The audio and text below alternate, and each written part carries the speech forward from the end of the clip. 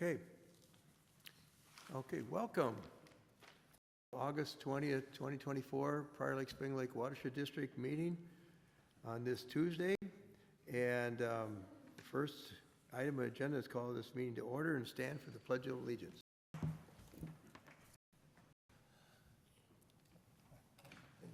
I pledge allegiance to the flag of the United States of America, and to the republic for which it stands, One nation, under God, indivisible, with liberty and justice for all. Yeah, they move things. They move. They move. Well, I guess some things change around here if you're not paying attention. Okay, so our next item is public comment. If anyone wishes to address the Board of Managers on an item that's not on the agenda or the consent agenda, come forward at this time. Go to the podium, turn on the microphone, state your name and address.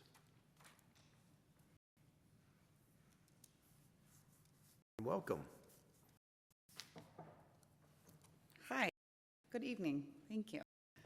My name is Elena Spots, and I own property 20664 Lake Ridge Drive. And we are speaking on behalf of supporting the illumination for Fish Lake. And I think last week Emily wrote an email that we sent, but we just wanted to show up in person to show our support and how important this project is to us. We'd love to see water clarity improve, especially with our kids there, swimming off the dock, just that visibility and being able to see them, especially since my youngest has epilepsy. And being around water is kind of scary, but being around really cloudy water is especially scary. So this has a very personal meaning to us, you know, in addition to just water quality improvement, which I think is important. But we just wanted to share those thoughts. You want to just say that this is something you support? Yeah, I support it fully, and I kind of want to see what's at the bottom and try to catch a fish with my hands. Yes.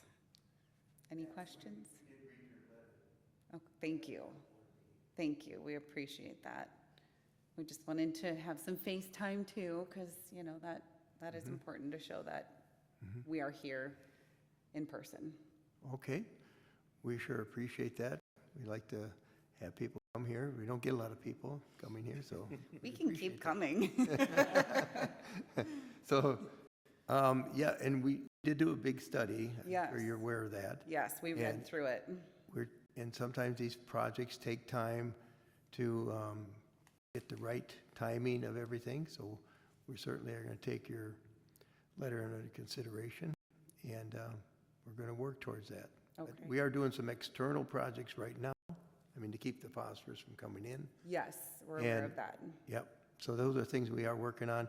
And we're looking at an alum treatment, but there are people on both sides of the issue. I think you're aware of that too. If you're not, you can talk to Emily. She'll let you know where that issue is at, because it's not a clear cut. But we need to work on that. It's one of our goals is to improve the water quality. Yeah, I think just seeing the results from like with Spring Lake and how clear the water is, it's pretty remarkable what that treatment is capable of. You know, my understanding is it's, you know, there's been a lot of studies, they've used it in a lot of different lakes, and, you know, it's perfectly harmless. So, you know, I think there's just only benefit to the treatment. Yep. That's one. Some people don't feel chemicals should be applied, but anyway, that's what we're working on. We're certainly looking into the issue, and we appreciate you guys coming on today. Well, please let us know if there's anything else we can do to support you and to show. Okay, we will do that. Okay, thank you. Thank you guys for coming. Yep, thank you. Have a good night. Have a good night now, and enjoy the evening. Thank you. You could stay for their meeting if you want. I would, but I have an appointment in Edina.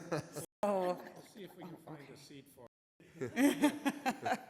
enjoy your meeting. Thank you. Thank you. beautiful family you have. Thank you.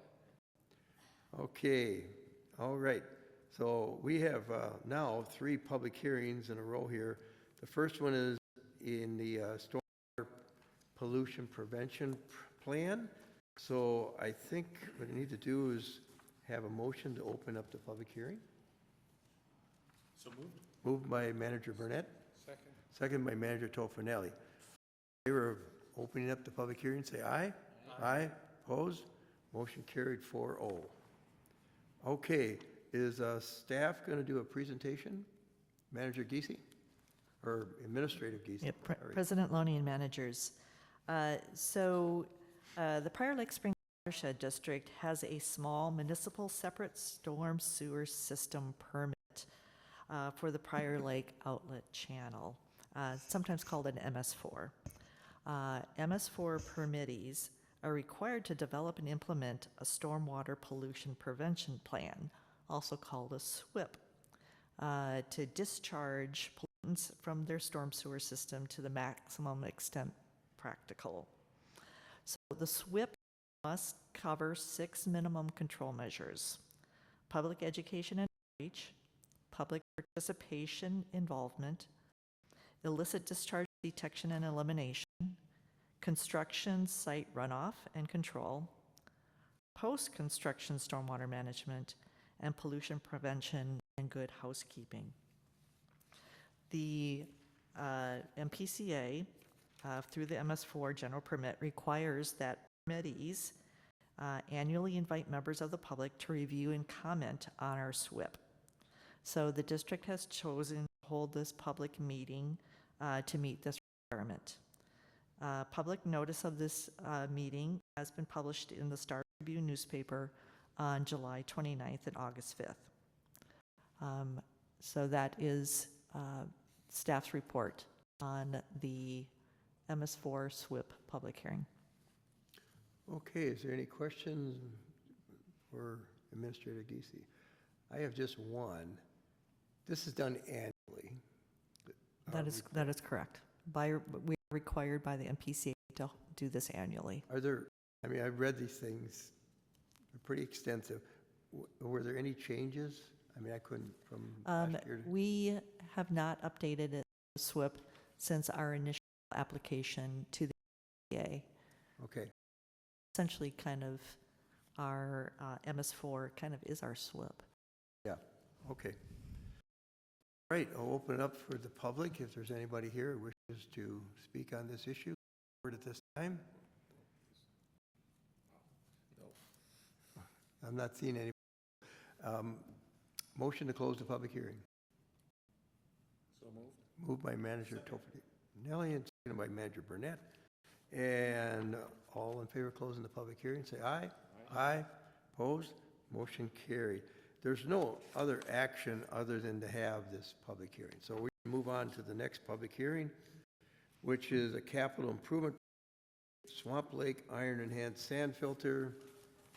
A motion to open the public hearing. So moved. Moved by Manager Burnett.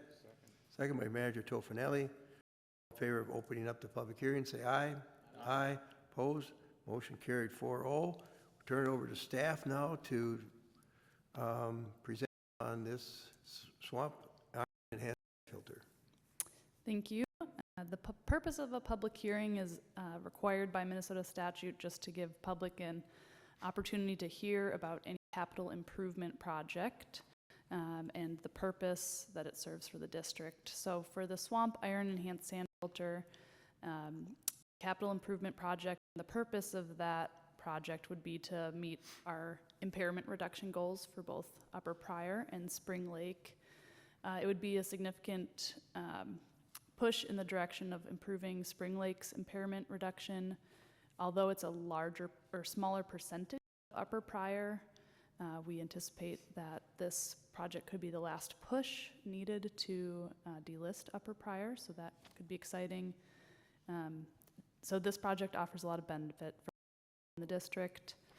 It's received some grant funds and partner contributions so far, so we've received $179,935 from the Watershed-Based Implementation Fund.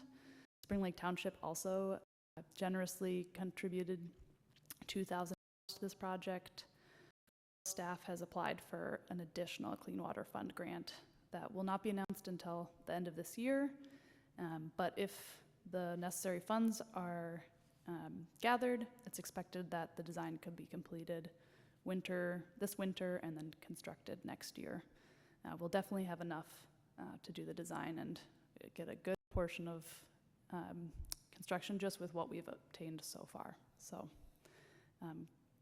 with that concludes the staff report. Okay. Any questions for staff on their presentation? Okay. Is there anyone here who wishes to speak on this public hearing? Come forward at the time. And I don't see anybody. So nobody's here for this public hearing. So I would ask for a motion to close the public hearing. Moved by Manager Burnett. Second by Manager Tofinelli. All in favor of closing the public hearing, say aye. Aye. Opposed? Motion carried. Okay, so the next public hearing, and I believe we're on the right timeline because Joni told me I couldn't have a public hearing before the timeline posted. So I think we're doing okay. This one is on the fair site improvements, and I would ask for a motion to open this public hearing. So moved. Motion by Manager Tofinelli. Second by Manager Moore. Okay, all opening the public hearing, say aye. Aye. Opposed? Motion carried 4-0. Okay, we're turning this over to staff again, whoever's taking it. Thank you again. This public hearing is also required by Minnesota statute because although the ferric chloride system is an existing system we will be making improvements on, statute deems this as a new capital project because the elements have reached the end of their expected lifetime. So that is why we're required to do a public hearing for this seemingly maintenance project, just because it's the end of life maintenance. The ferric chloride system improvements, or ferric chloride system offers our largest existing nutrient control for Spring Lake, so very important for our quality goals.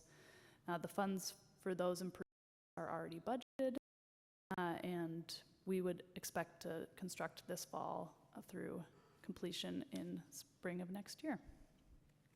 And that concludes my report. All right, thank you, Emily.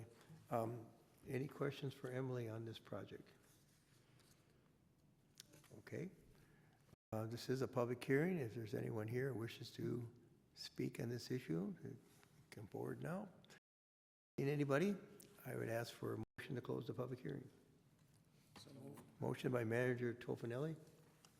Second by Manager Morkenberg. All in favor of closing the public hearing, say aye. Aye. Anybody opposed? Motion carried 4-0. All right. We are going now to approval of the agenda. I don't know, it seems a little odd. We don't need to do that, or do we? Yeah. Right. Okay, so we need to approve the agenda. Are there any changes to the agenda from staff? Any changes? Any changes from board? Okay, I need a motion to approve the agenda. So moved. Motion made by Manager Burnett. Second. Second by Manager Morgan. All in favor of approval of the agenda, say aye. Aye. Opposed? Motion carried 4-0. All right, now we're going to move on to programs and project update and turn it over to staff. I think, Jeff, you got this? All right. For the August 20th projects and programs update, we'll start with our district home. Our office is temporarily located at the Prior Lake No. 2 Fire Station. We remain closed to the public, though we are available by appointment. Please call or email us with any questions or if you'd like to meet. So it sounds like we'll be here for at least through the end of the year. Our lake graphic will show us that the elevation of Prior Lake is right at the outlet weir elevation, so 902.49 as of today. Sort of a bumpy ride this past month. And then on Spring Lake, we're at 910.84. That's dropped significantly since last month. our spring prior connecting channel was at around 13 CFS. Something interesting that I noticed while putting this together was that the elevation of Prior Lake is lowering or remaining constant, while the inflow of water from Spring Lake is fairly, there's a steady somewhere in here there's an evaporation or an infiltration. It could be, at that rate that we're seeing right now, which 0.2 of an inch per day, which is pretty consistent with what trends and research would say. There's on average around 22 inches to 29 inches of evaporation in a Minnesota climate for a lake per year. So something interesting to share. For our PLOC operations, we closed the low gate on July 22nd. It had been open for around 20 days. Our outlet structure alarm system for when vegetation gets caught on the grates is continuing to work well. That upper graph shows 3 arrows where that alarm was triggered, and that's where we can go and clear the grates and the vegetation and allow for Prior Lake to have its maximum discharge.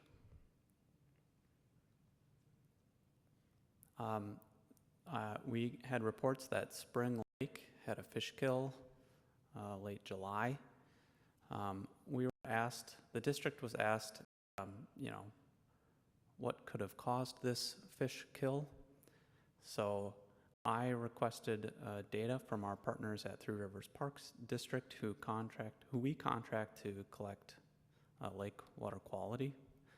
During their water quality grabs bi-weekly, they take sonde profile measurements. They drop an instrument down at each meter and collect, part of that is collecting dissolved oxygen measurements. This graph is a fairly typical representation of a dissolved oxygen profile from spring through summer.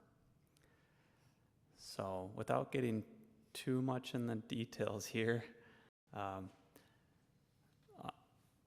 I can start off with the blue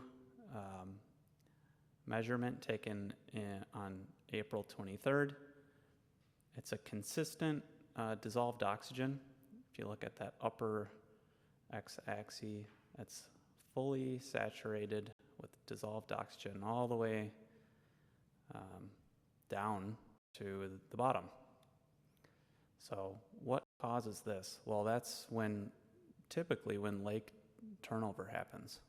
So when the whole lake mixes, that can be due to temperature, typically on a lake with this depth, which happens in the spring and the fall. As the season progresses, you can see these lines start to shift over towards the left, and this would be where lower dissolved oxygen measurements are taken. And this is what stratification looks like. So those bottom 2 measurement dates from the end of July and early August show that right around 4 meters of depth, the lake becomes anoxic. And for reference, a healthy oxygen level in a lake would be around above 6 milligrams per liter, and beneath 2 milligrams per liter is when fish get stressed out and can die from low dissolved oxygen. So drivers on dissolved oxygen are temperature, wind, aquatic plant respiration, and microbial decomposition. Based off of this information, generally, this looks like good, fairly healthy dissolved oxygen levels for Fish Lake, and wouldn't be typical with what would cause fish kills. So this is an example of using our monitoring data to help out with partners and determining what may be causing abnormal conditions on our lakes. Yes, Manager Markerberg.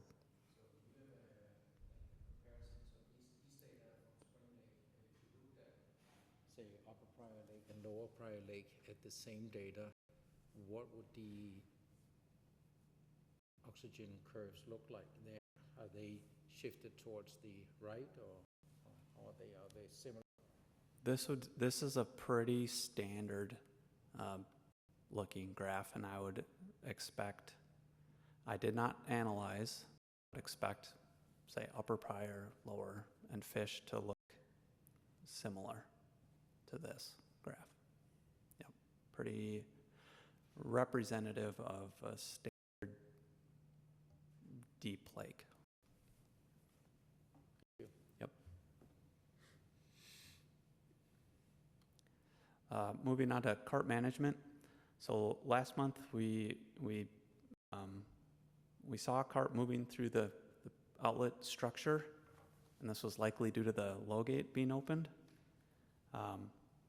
So we saw them all moving through. We actually went back into that daylight pond to try and assess, recapture carp, and then determine how many carp were tagged to try and find out a total number of carp that left, so a sub-population estimate.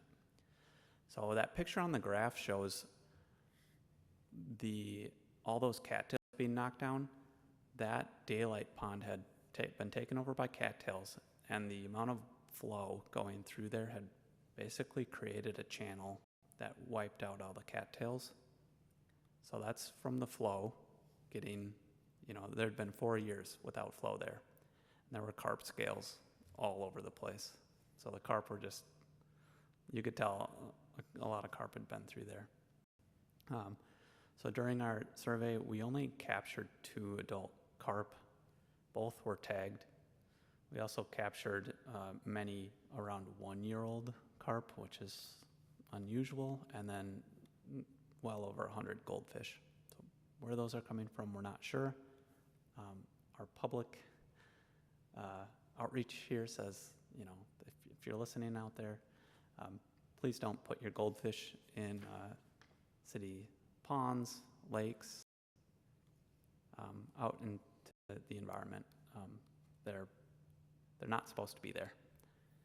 So we'll continue tracking carp as they move down the Prior Lake Outlet Channel. Our partners at SMSC are interested in the fisheries of Pike Lake and Deans Lake downstream. So we're sharing this information with them as they are going to be doing fisheries assessments for their interests coming up soon. Moving on to the ferrochloride. Oh, Manager Morkenberg. For the carp management, I know you're planning to capture carp at Spring Lake, and have you caught any this spring and summer, or is it more planned for fall and winter? Manager Morkenberg. We had gone out and looked into the desilt pond last week to assess if we could remove carp in there. We had seen spawning type activities. Our assessments showed that there were not enough in there to make it an effort. We are planning to install tags and do assessments, surveys this fall, and hopefully, fingers crossed, get open water seining in Spring Lake, as that seems to be one of the few techniques that is most successful. That'll be our plan. Good, thank you. On to ferrochloride operations. So this is our O&M update based off of the system assessment. Well, the old pump failed, so we had known this. We had suspected, the lifespan of this piece of equipment was nearing its nearing its end. There weren't indications that it was going to fail, but based on engineers' life of operation, so it was right around 10 years, and sure enough, the pump failed and created a mess. So that was part of our efforts of cleaning up, pretty sizable spill inside that lower secondary containment. That pump was then, we purchased a new one based off of the recommendation in the system assessment. We also installed a new tank level sensor that is above and outside the tank that'll be compatible with the new tank. We're also working with EOR, who's making progress on building updates. We're expecting construction to start late fall and through winter.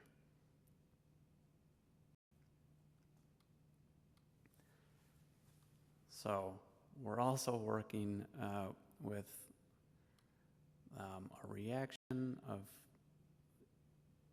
a boom in vegetation that's happening on Geis, or Highway 13 wetland. So what could be causing this?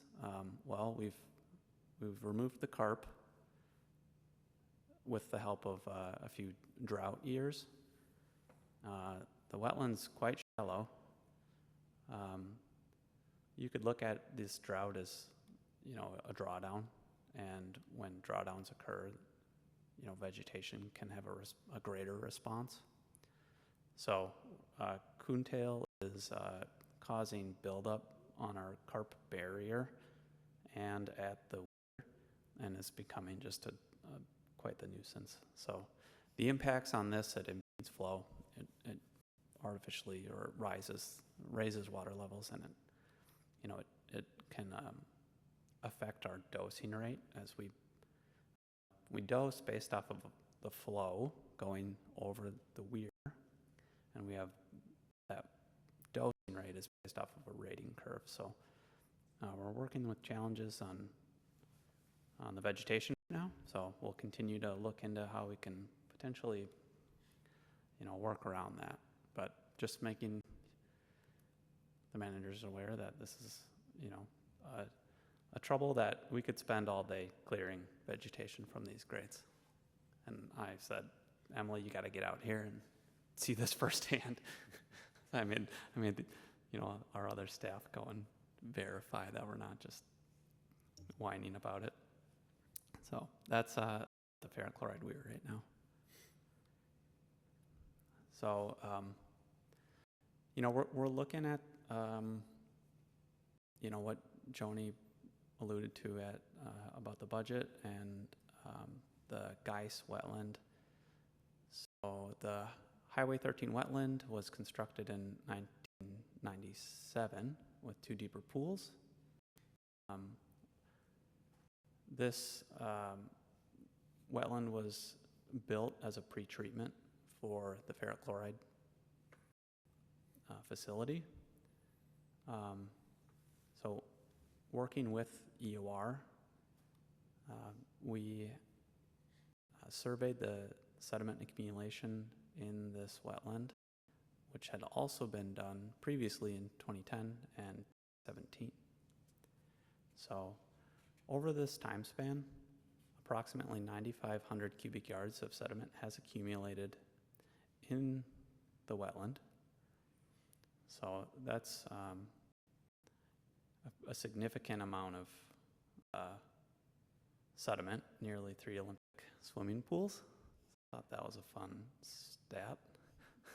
So EOR's memo recommends that maintenance excavation occur here to reduce scour and allow for better settling. So based on their recommendation, there are 2 options for maintenance here. So the original wetland was excavated to 909.0 elevation, and that was in 1997. We could also excavate to 906.5 for maximum longevity without impacting the Wetland Conservation Act. So construction estimates are provided below. These assume that the export of soil offsite and also that this sediment will require NPDES soil sample. Staff needs to work with landowners and EOR on next steps. This isn't, there's still additional work that needs to be done.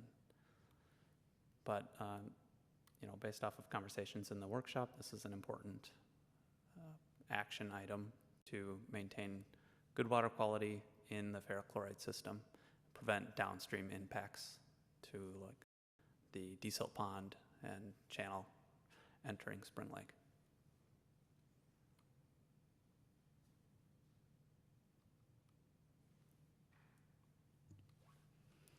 Okay, I'm going to take it over from here.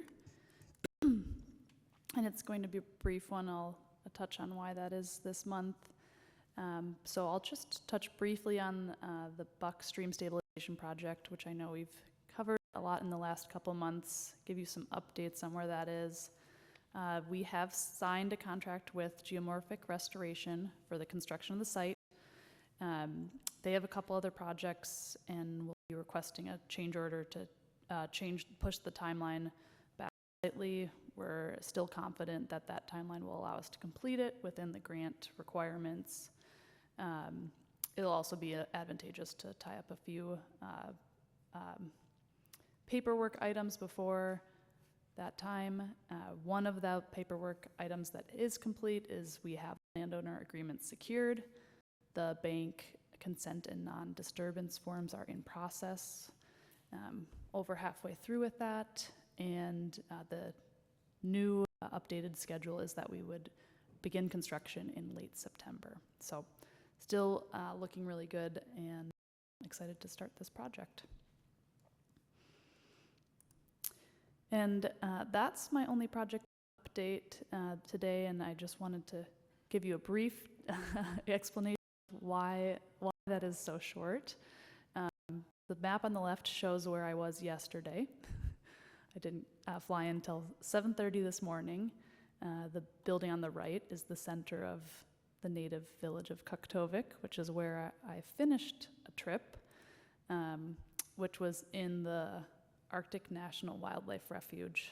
So I've drawn a red line across just to give you an idea of starting in the mountains and then floating down to the village via the Hula Hula River. So if you humor me for a minute, I'll just show some pretty pictures to make up for my time away.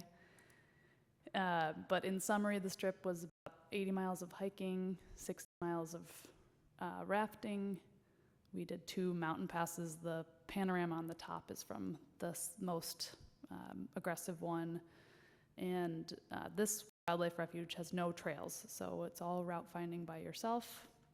You can get an idea on this lower left picture of how interesting that can be. And then the trip took 11 days, so you can see in the middle, that is an example of the type of raft we used. It inflates, so when we're not on the river, that's in our backpack. Makes for a heavy load. Probably about 50 pounds a person. We also saw some great wildlife. In the picture on the left is a real picture of a sandbar in a river there, and those are all real tracks in one shot of a camera. Moose, grizzly bear, wolf, and caribou, which we saw all but the moose in real life. We also saw 5 muskox, which was really special. Dulce. It's a big bird, huge. And we had the potential to see polar bears as well, but we're happy to not see them. So that is just a brief personal note. Feel free to follow up if piqued your curiosity.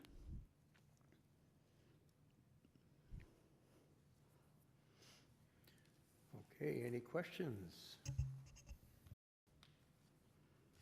Okay, ready to move on? All right. So our next old new business is item .2, authorization to proceed with ferric chloride feed line locating request for quotes and contracting. And I believe,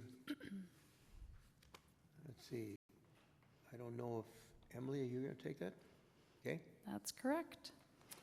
So as Jeff touched on, we're doing a lot of work to improve our ferric chloride system, replacing aging infrastructure. We're going to be looking at doing building improvements this winter into next year.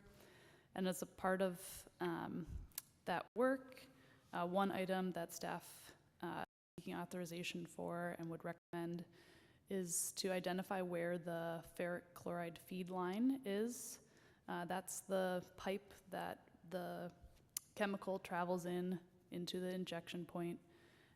And we do not currently have an accurate documentation of where that pipeline goes, which would be great practice to have that. So we would advise that we would seek authorization to proceed with feed line locating, getting a request for quotes, and contracting with the competitive bidder to locate that feed line this fall, winter. The reason for that timeline would be to be helpful to the building improvements. We know where the line is when we go to replace things and can do it in coordination with that activity when the driveway is already being improved, etc. So with that, the staff would propose a motion to authorize staff to issue a request for quotes and enter into a contract with a successful quote related to the ferric chloride feed line locating for a fee not to exceed $15,000. All right, thank you, Emily. Any questions for Emily on what she's proposing or asking us to do? That makes sense? Yeah, because if you hit the line and it's not marked, we have to pay for fixing the line if somebody hits it, so. Manager Tofinelli, you have a question? Do we have a plan for documenting this, since it apparently wasn't documented on the original construction? Yes, that would be part of the contract, is to get documents, markings, posts that outline where it is. Thank you. Okay. Well, with this one, we need a motion to authorize staff to issue a request for quote into a contract with successful quote related to the ferric chloride feed line locating for a fee not to exceed $15,000. So moved. Matt, did you move? Or motion made by Manager Morkenberg? Second by Manager Tofinelli. Any more discussion on the motion? Ben says no. Okay, all in favor of the motion, say aye. Aye. Anybody opposed? Motion carried 4-0. Okay, so now we want to go to item 4.3 and scope of services for the PLOC low-flow gate standard operating procedures. We did discuss this a little bit at our workshop. So, Joni, you're going to give us the details on this item. Right, President Loney and managers. So the Prior Lake Spring Lake Watershed District is responsible to operate the Prior Lake outlet structure in compliance with the DNR approved permit and the Prior Lake Outlet Control Structure Management Policy and Operating Procedures. In February, the PLOC cooperators authorized EOR to prepare an estimate of the maximum theoretical benefit in terms of reduction to Prior Lake's peak water level and duration of opening the low flow gate in discharge zone 2. And as part of that analysis, part of what was provided was an assessment of various 7-day rainfall forecasts in relation to various lake elevations. And staff found this information extremely helpful in making our determination this spring on whether we should be opening the low flow gate. And so we would like to continue to proceed with this study and evaluation It also should be noted that per the PLOC Memorandum of Agreement with our project cooperators, that all operation and maintenance costs associated with the outlet structure are the sole and exclusive responsibility of the Prior Lake Spring Lake Watershed District. So we feel that this is something that we as a district should move forward with independently of the project cooperators. And what staff would like EOR's work to do is to focus in a little bit more further to provide additional refined guidance in terms of various rainfall events in relation to soil conditions, to provide guidance on when to operate the low flow gate, in addition to also formalize some guidance in terms of how to evaluate snowpack to help us determine when to open the low flow gate in the spring periods.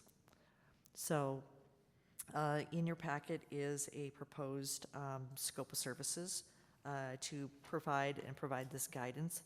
Once again, this is just additional guidance to help us, once again, better understand how to operate this structure. And so staff is recommending a motion to approve the EOR scope of services to prepare the PLOC low flow gate standard operating procedures for a fee not to exceed $9,000. Okay, any questions for staff on the proposal? I would just have one quick one. It says the task assumed EOR will draft the SOP and respond to one round of district staff comments. I assume this would come back for board approval or board review or something of that nature? Whatever happens, whatever the report is, I assume it comes back to us? It absolutely can be brought forward to the board for review and comment. Yeah, because you probably want us to endorse it. Absolutely. Any other questions from managers? I assume you're ready. I need a motion then. As Joni iterated, motion to approve EOR scope of services to prepare the PLOC low flow gate standard operating procedures. For a fee not to exceed $9,000. Yeah. Okay, so moved by Manager Morkenberg. Second by Manager Burnett. All in favor of the motion, say aye. Aye. Opposed? Motion carried, 4-0. Okay, so the next one is 4.4. This is something, desilt pond outlet and high flow bypass improvement feasibility study. Jeff, are you taking this one? I am. All right, so this scope of services was requested by staff to look at the desilt pond outlet and a high flow bypass. But just to back up here and explain, while we are concurrently working on the system assessment that is primarily focused on the current conditions of the operations, the tank, the aging equipment, access dosing, and chemical analysis. Staff are also looking at this holistically. So we're not just looking at the center of the system, we're looking at upstream and downstream. Mentioned previously, we're looking at the Highway 13 wetland with regards to dredging or excavation. We're also looking downstream, and what's prompting this is, we have lots and lots of data collected due to our permits, and it's easy to ask, are there efficiencies to be gained by physically modifying the outlet or bypass weir of the desilt pond? So this isn't the first time this question's been asked, and this was looked into around 2013, and I'll dive into that in later slides. So location of the desilt pond and County Ditch 13 channel has a complex hydrology, and this is due to the relatively flat where the treatment occurs. There's low head here, which makes treatment quite difficult to improve, but also it makes, looking and analyzing the current conditions also challenging, especially for staff.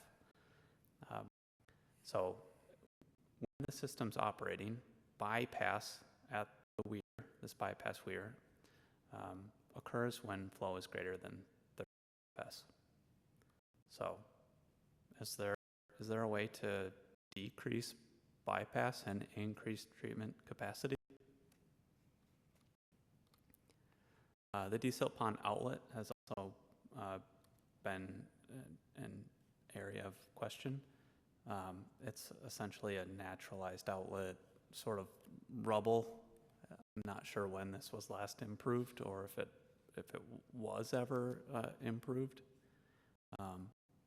It's got a really low elevation that's close to Spring Lake. Can improvements be made to allow for better flow? Can we reduce the carp that go into the desilt pond? So this area is difficult because it's impacted by tailwater. So while Spring Lake rises, it's difficult to know how much water is actually moving through the desilt pond. And to study this, it's because Spring Lake impacts the flow here. We've been working to try and find a carp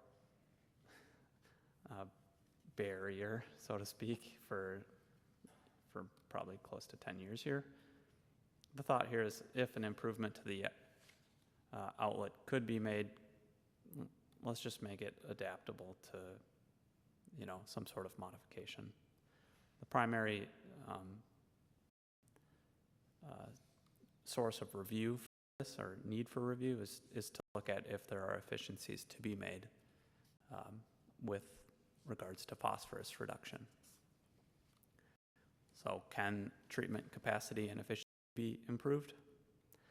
Well, we've asked EOR if they can assess this through modeling, surveying, and historical data review.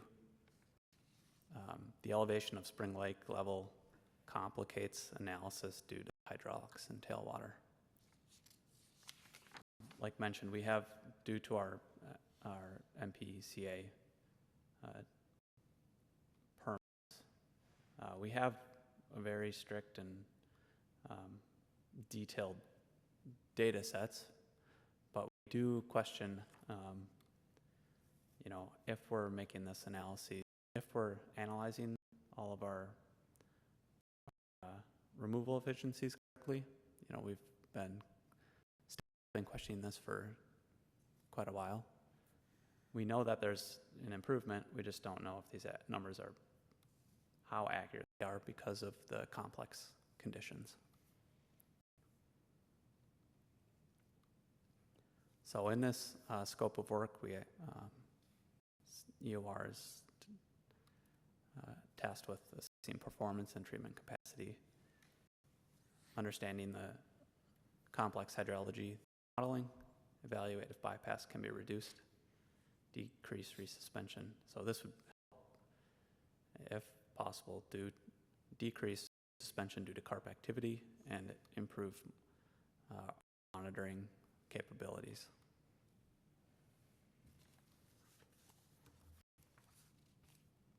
Are there questions? Any questions for staff? Manager Morkenberg. Thank you. Are there two outlets from the desilt pond, or is there like a smaller one in addition to the big one? Manager Morkenberg, I totally breezed over my introduction to the desilt pond, but the pond was constructed originally in 1998 as a water quality pond. Yeah, a settling basin. And this continued as the ferrochloride system was installed in 98. And in 2009, the dosing and treatment area was located at the weir, and this was did not meet our NPDES permits. This then sparked change for moving the fair treatment to the desilt pond to act as a flocculation basin. Over the next few years, there was several change orders due to construction mishaps. So it's been modified and studied. There weren't, there were still questions whether those modifications were done to, the exact specifications. And to answer your question, there were also 2 pipes installed at the silt pond to increase flow out of the pond to then increase capacity of treatment. So those outlet into wetland adjacent to the actual what we call outlet.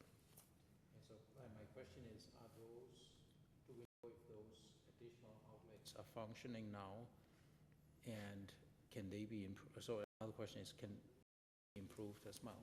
Is there a reason to improve them or not? And I don't know. So I think that those two, they were intended to be slightly lower than the overflow, the main outlet, let's call it the crowded riprap.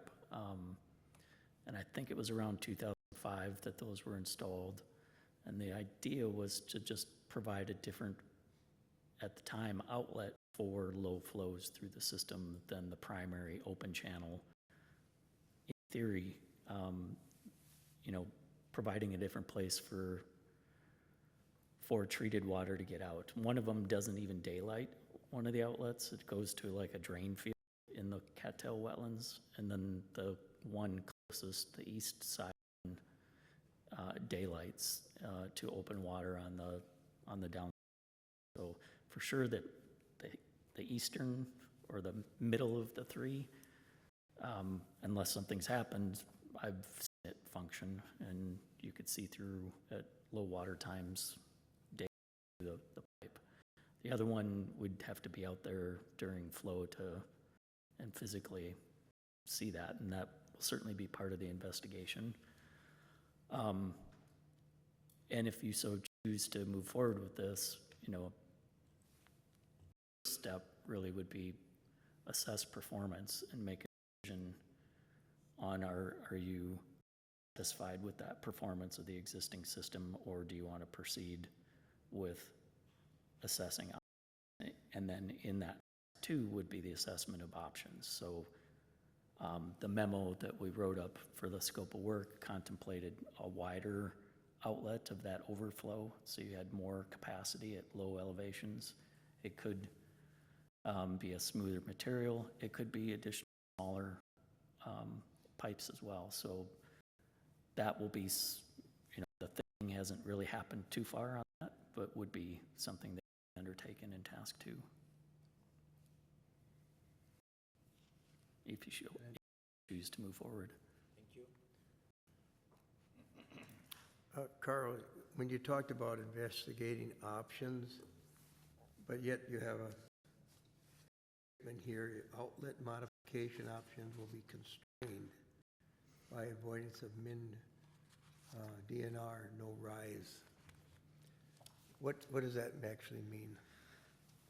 So I threw that assumption in there primarily because looking at the design brief by the engineer of record for the 2013 improvements, there was discussion of DNR's input on the elevation, the 100-year elevation of the channel upstream of the bypass could not change without moving forward with a clomer, similar to what you also heard from DNR and other agencies contemplating the outlet structure, or potential to change water levels on Swamp Lake itself. So I hedged the bet in drafting this scope that there was appetite to pursue that on Swamp Lake, and that there would likely not be appetite to pursue that on this. If that's not a fair assumption, it really doesn't change our level of analysis. It might maybe put a little bit more burden on staff to have coordination meetings with regulatory parties in that. Maybe it's not as big of a hurdle with less landowners. That's, There's 3 landowners, Yeah. actually. And if we had agreement with the landowners, then it's possible to yeah, whatever it is, to do a rise. I mean, that's the constraint, is really the landowners probably. right. All right. And you mentioned task one is to determine how efficient it's working now. Right, so task one, as Jeff mentioned, it's very difficult to monitor this system. The actual discharge from either of the locations, the desilt pond or the high flow bypass. So what's being assumed for the effectiveness of this system currently is the design assumption for the system, or the ability of that system, which was target 30 and treat always 30 CFS. There is where that system as built is doing it. I think Jeff's measurements at the pipe itself feel like it's pretty close, but we also know that flow through that pipe is going to vary with head. So it's, if Jeff is getting measurement 30, probably getting measurement flow higher than 30 through there. So this would, how to explain this? So right now, the flow at CD2, the Highway 13 wetland weir, is known and is easily measured and recorded, and has good stage discharge relationships, except when there's a lot of vegetation on it. But we'll have to set that as part of the known record with looking at the flow data. But so that measured flow is basically, it's going to go one path or the other. The assumption right now is only 30 CFS of that D2 flow goes through the D2 past. That's a little too simplistic of thinking. You're getting less performance sometimes and better performance other likely than 30 CFS. And the tailwater influence too that needs to be factored in as well. You need water flow in order to do task one, right, to do your analysis. And from CD2. And so that will be using that physical record of flow over a number of periods of years, but then using that as an input record to a hydrologic model and doing that 10 years worth of data that's QC'd. There's probably be some exclusions and dry years obviously too, but that period, what flows can we use to assess their performance, and then also convert that over to actual load reduction based on the performance of the physical monitoring data. Yeah, so you're going to basically prepare a model based on all this data. There's an existing model that has never been, the existing model does not actually include the physical details of the bypass and the desilt pond, but there is a model to build from. Okay. The flood study model. So if you do this analysis, task one, and you find things are working pretty good, I guess that's what I heard you say, then maybe you don't have to do task two. Is that true? That could be a decision point or a checkpoint for the district. Okay. All right, I think I kind of understand. And trying to get some more efficiencies out of the existing system. I mean, the reason I asked some of the question about Rise, it looked like to me, could you enlarge the desal pond, working with property owners? Is that an option? Is that a potential option? Or it might be complicated, but is it an option? So going back, there's a 2010 study and there's even an earlier study looked at how expanding the pond footprint affects treatment, and that analysis indicated that the settling times were sufficient with the flows that you were receiving at the time. But I also, in those assumptions, wanted to keep kind of a bounds on contemplating alteration of the pond. So that past study suggested there wasn't a benefit of expanding the pond any further because the detention times were sufficient.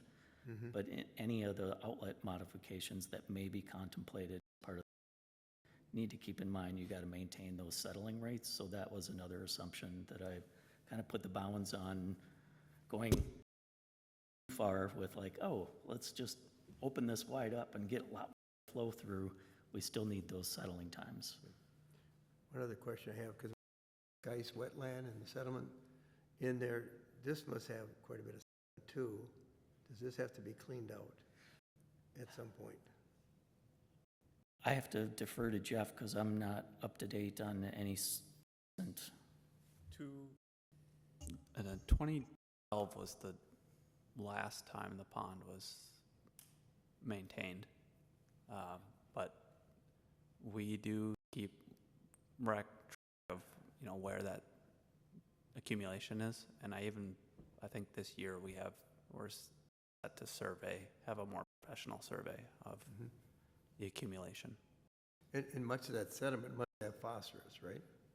Correct. Yes, and a preliminary shows that it's we're monitoring, but not like imminently maintenance. Okay. Well, that answers all my questions. Any other questions? Manager Morkenberg. Yes, so do we have any estimate of this year where we have plenty of rain, of the percent of overflow?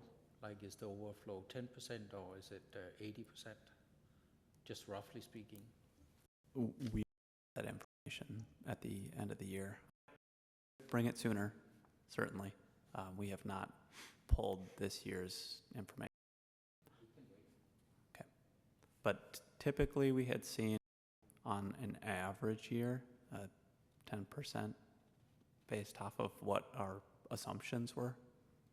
So I would assume that this spring was well over that. 10% bypass. Sorry. So right now we track of every time we're there, whether it's bypassing. We have sensors that show elevation of the weir and the water level is. So we have good records of this. You're welcome. One last question I have. Task 1 timeline is supposed to be done by December in technical memo. Does that after then you review it and then see what to do next? Is that the process here? At the pleasure of the board, I guess. Or whatever.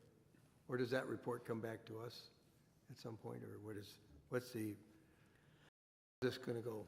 Yes, we can certainly set it up where, task 1 is complete and that information can be brought to the board where, so you choose whether, we decide if task 2 is, if we even want to look at task 2, if modeling, if the information shows that there are efficiencies to be gained, it might be worth. Yeah. And that's the way it looks to me, how it's structured in the proposal.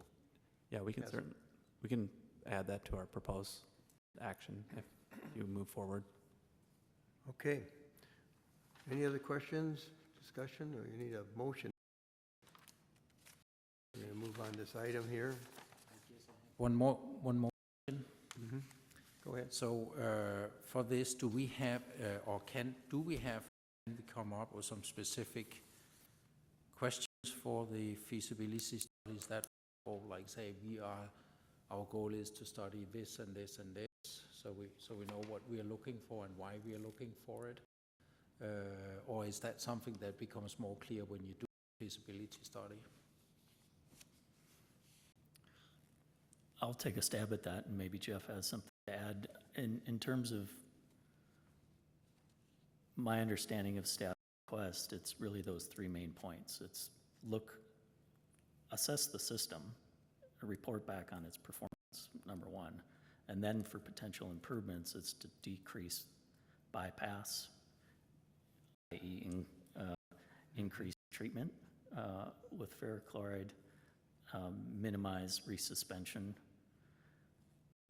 with a potential paired project that comes later in tandem for minimizing carp migration into the pond. And then the third is, if there's a modification to the system, ensure that it accommodates the ability to more accurately monitor flows instead of doing this kind of reverse, understanding based on CD2 flows. So at a high level, that's about as far as we really can go, I think, at this point. No, but that's excellent. So maybe we could just work a little bit on that, on clarifying those three goals. Ability study, that I think would be good. So going into it, it's like these are the three things that we really want to address. And then when we are done with the feasibility study, we get an answer on those three things. And then maybe a fourth thing that come up, but at least we know how to assess it. Manager Morkelberg, we can certainly add in clear statements, goals to assess. Yeah, thank you. Okay, I think everybody understands the services we're looking at here to make some improvements by looking at the existing system and see what other efficiencies we can get.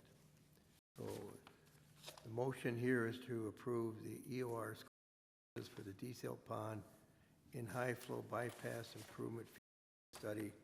And I think the cost is that should be at a cost not to exceed $51,000.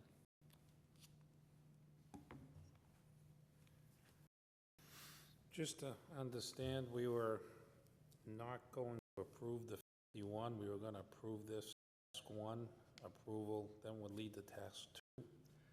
I think we're going to approve the whole works, but task 1 would come back to us to see if we need to do task 2. Task 1 is $22,200, and then the other one's $28,000. But we're approving the scope of services, but they will bring task 1 back to us to see if we need to do task 2.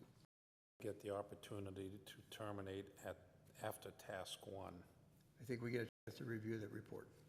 Is that how it's set up? I'm just looking for clarity. And Yeah, that's the way I see this, that we're approving both tasks, but task 2 is not a given. If task 1 says, hey, system's working great, there's nothing we should really do. But that's the way I understand it. if that's the understanding, then I'm fine. Okay, Thank you. is that a motion to approve? Did you make that motion? No, you can make the motion.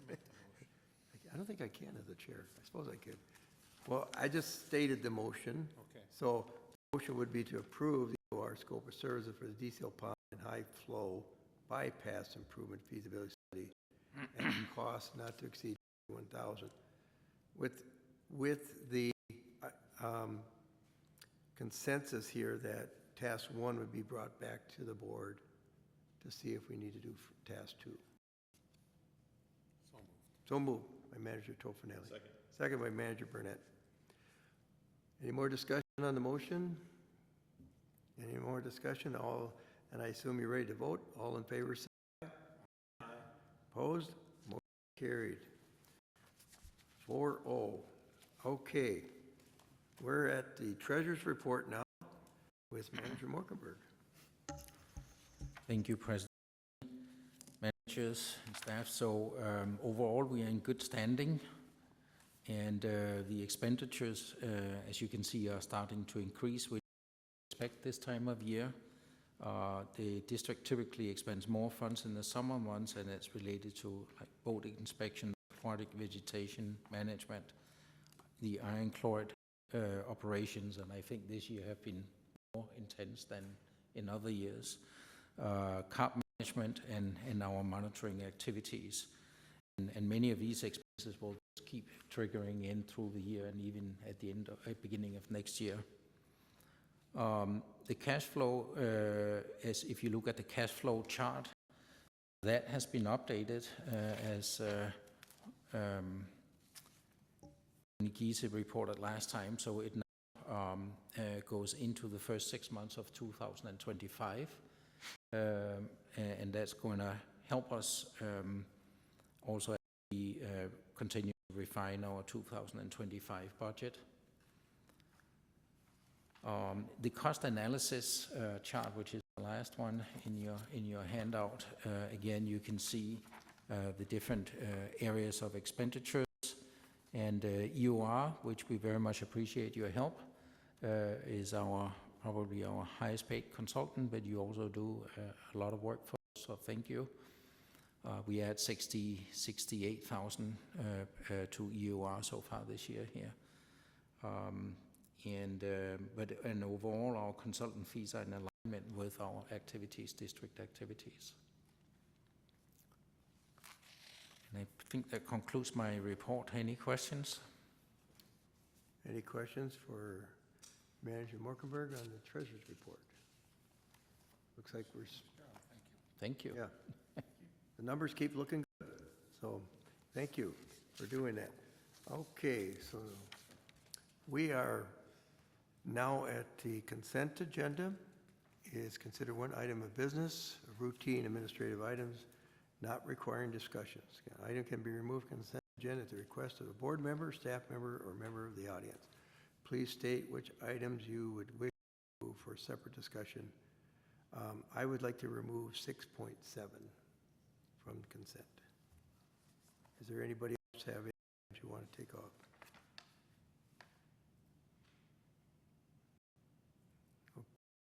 None, okay. Then looking for a motion to approve the consent agenda as modified. So moved. Manager Burnett? Second by Manager Tofinelli. Motion is to approve the consent agenda as presented with removal of item 6.7. All in favor, say aye. Aye. Aye. Opposed? Motion carried. Question I had on 6.7 is that, if I can find the item here. Let's see here, it's way back, I think. We are, basically, we started out the Swamp Lake design by Stantec, and now we're taking it over, finishing it up by EOR. So the question I had, and I just want to make everybody aware, so and I think, Joni, you gave me the number, Stantec's cost before on this project was around, I want to say 38,000 or something like that. So I wanted to know what is our total project cost for design of this whole project and how that compares to the total project.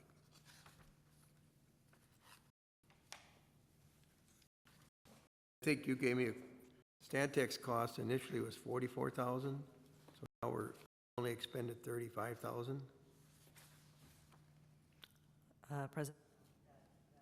President Loney, that is approximate dollar-wise, yes, that is correct, to That's perform the feasibility study. And this approval then for R would be 105,700. So we're looking at, for this project, I want the board to be realized our indirect costs would be 35 plus 105, $140,000. and I believe Joni told me it's about 20% based on construction estimate. Right, President Loney. So in the feasibility study, the preferred option, option 3, had an estimated construction cost and contingency of about $589,000. So if you, within that cost though, there is also operations and maintenance costs of $47,000. So if you take the subtotal of the cost, back out the $47,000, then bump it back up by 30%. The proposed fees, but bring by EOR, is approximately 20% of the estimated construction costs. And so their proposal is covering the final design for bidding and observation, and 20% is industry average Okay, of what I would expect a consultant to charge for those services okay. in relation to the estimated construction cost, Yeah, and that their proposal is to go all the way to the end of the project. all the way to Wait, the final project. design, construction, okay. I just wanted to make that clarification so the board knows. We're switching consultants here to finish the job. And so with that, if I can make a motion. Yeah. You have a question? Yes, so how much do we have in grants up to this point in time to help cover those expenses? And I think we also have an application for additional grants, right? Grant funds. Great question, Manager Morkberg. We have $179,935 for this project through water implementation funding, as well as $2,000 from township. And then we have requested an additional $443,975 from Projects and Practices Clean Water Fund grant. So that would be the maximum that we could request with our required match. And if we put our projected expenses together, how much would the total be? I don't have, just one second, I think I do have. You don't have to get the exact numbers, but like list looks like. Got it here. The total cost with all the spending, $686,300. And these two numbers say 5, 6.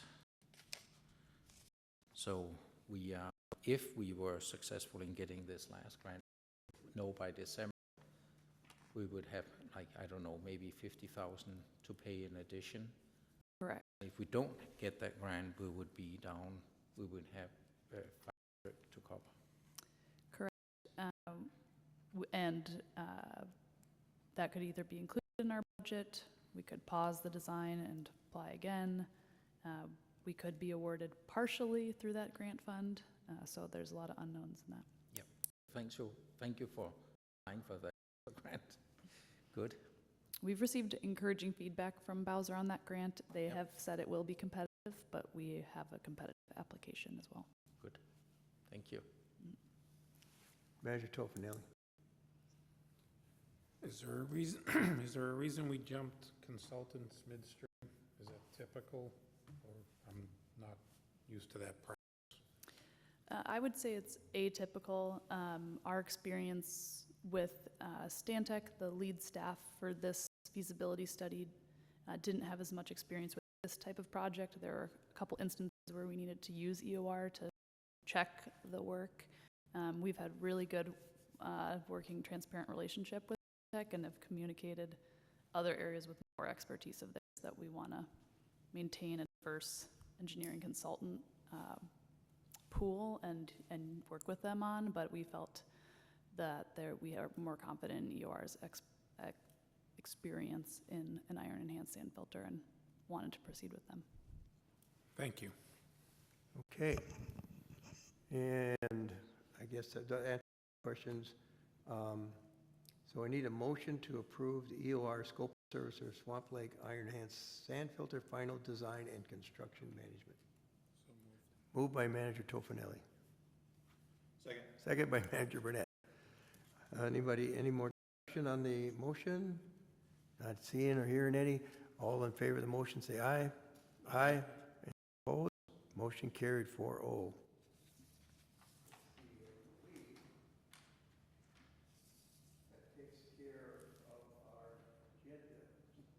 That takes care of our agenda for tonight. We're at the point of upcoming meeting and event schedule. Frank's not here tonight, so he can't, but I'll do his job for him. On August 27th, 2024, we have a farmer-led council meeting, and it's at noon to 1:30 at Spring Lake Township Hall. And then we have a board manager workshop Tuesday, September 17th at 4 p.m. at the Prior Lake City Hall, Parkview Conference Room. We also have our Board of Managers meeting Tuesday, September 17th, 6 p.m. at Prior Lake City Hall in the council chambers where we are right now. And finally, we have a CAC meeting Thursday, September 26th, 6 p.m. at Spring Lake Township. Is that correct? Spring Lake Town Hall. And that takes us to adjournment. Need a motion to adjourn. So moved. Motion by Manager Burnett. Second by Manager Tofinelli. All in favor of adjourning, say aye. Aye. Opposed? We are adjourned at 7:26. Good night, everybody.